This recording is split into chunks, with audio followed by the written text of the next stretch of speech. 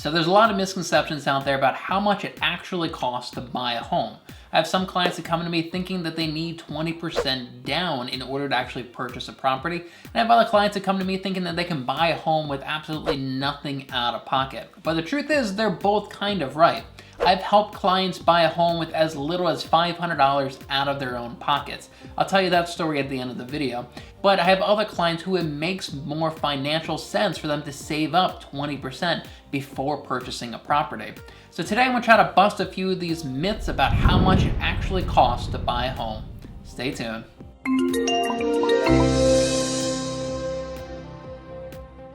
Welcome back. My name is Malcolm Lawson. I'm the team leader of the Lawson Group of Keller Williams located in Annapolis, Maryland. So let's start off by talking about your down payment. So many people think that you need at least 20% down payment to purchase a property. This is actually just a myth, and 20% is not a requirement, but there are some advantages to it. So you see there's different types of loan programs out there that you can get financing through. For example, if you went with an FHA loan, you can buy a home with as little as 3.5% down towards the purchase price. If you went with a conventional loan, I've seen conventional loans requiring anywhere from 5% to 15% up to 20% down to qualify for a conventional loan. Then of course there's loans that require zero down, like the VA loan and the USDA Rural Development Loan. Now these are kind of specialty loans. The Rural Development Loans is only for rural areas, and there's a map online of what areas will qualify for that. The VA loan, you have to serve in the military in order to qualify for that. So where does this myth come from that you need 20% down to purchase a property?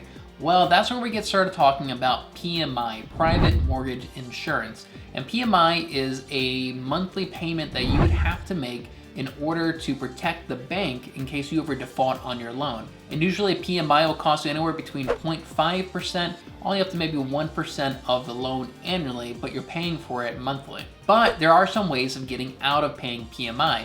First off, some loan programs like the VA loan does not require PMI regardless of how much you put down.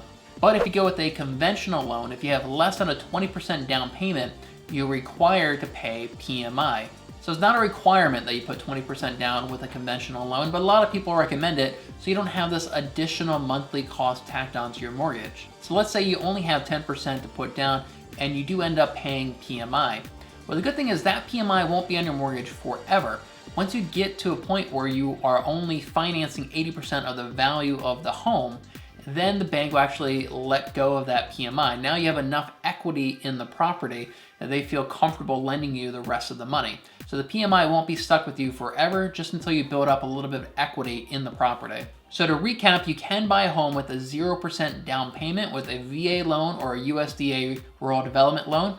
With an FHA loan, you can get them for a 3.5% down payment. With a conventional loan, you can pay as low as a 5% down payment, but anything below a 20% down payment and you will have to pay a PMI. So next, let's talk about closing costs. They are the costs to facilitate the transaction of real estate from the seller to the buyer. And they can actually be broken up into two parts. You have taxes and fees, and then you have prepaids.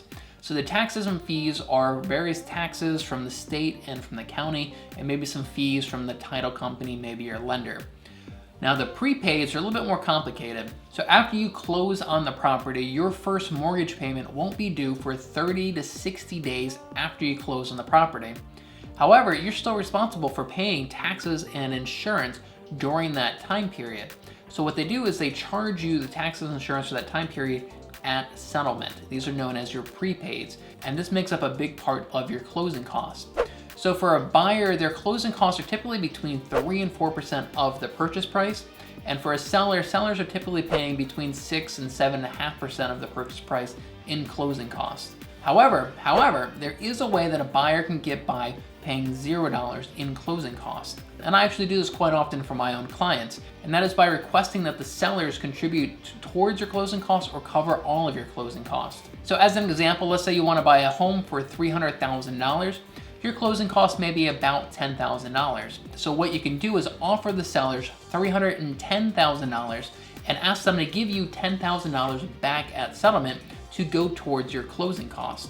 So this is essentially a way of you wrapping your closing costs into your mortgage payment. And I would say that the majority of my clients do ask for some sort of seller contribution towards their closing costs, just so that they don't have to spend as much money out of pocket to move into a home. So the next cost I want to talk about is your home inspection. Now, home inspections are optional, but they are highly, highly recommended. And in many cases, I see them as an investment, because after the home inspection, you have another round of negotiating with the sellers. So by spending money on the inspections, you can oftentimes get the seller to agree to make repairs that cost more than the inspections actually cost you.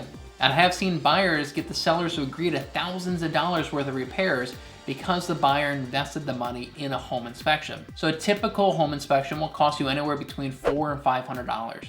And they'll do a complete walkthrough of the entire property. Hopefully they'll go into your crawl space, hopefully they'll go in the attic, they'll check out all your systems and all your appliances as well. However, there are cases that it's highly recommended you get additional inspections. For example, if you are on a septic, it is recommended that you get a septic inspection. If you're not on public water and you have a well, it's highly recommended that you get a water quality test. If you have a basement, here in Maryland at least, it's highly recommended that you get a radon test. And if you have a fireplace, it is highly recommended that you get a chimney inspection. So if you have all these inspections done, it could cost you as much as $1,200 or $1,300. And because these inspections are optional and you do have to pay these inspectors at the time of inspection, this is something that you would have to pay out of pocket. So next, let's talk about the appraisal. So for many loan programs, they require an appraisal of the property. This is to make sure that the home is worth what you are paying for it. A bank doesn't want to lend you money on a property if you are significantly overpaying for that property. Now, typically the buyer has to pay for this out of pocket as well. However, there are some lenders that offer various incentive programs. For example, if you use a Keller Williams agent like myself, you'll qualify for Keller Mortgage. And what Keller Mortgage does is they actually pay for the appraisal themselves and then charge you as part of your closing costs at the end of the transaction. Now, Keller Mortgage also credits all of its buyers $1,000 towards their closing costs. So you can use this $1,000 credit or any credits that you're getting from the seller to cover the cost of the appraisal at the closing of the transaction. But if your lender doesn't offer any kind of incentive programs like that, you most likely will have to write a check for $500 for the appraiser. So like I said at the beginning of the video, I have been able to help clients buy a home with as little as $500 out of pocket. So let me kind of tell you that story and how you could do something very similar. So this particular client was using the VA loan, so they had 0% down payment on their loan. I was then able to negotiate with the seller to have them cover all of the buyer's closing costs, and the buyer was using Keller Mortgage. We're able to take that appraisal fee and wrap it into the closing costs and get it covered by the seller. So the only expense my buyer had to make was the $500 on the home inspection. So needless to say, they were pretty pleased with me and they gave me a 5-star review on Zillow.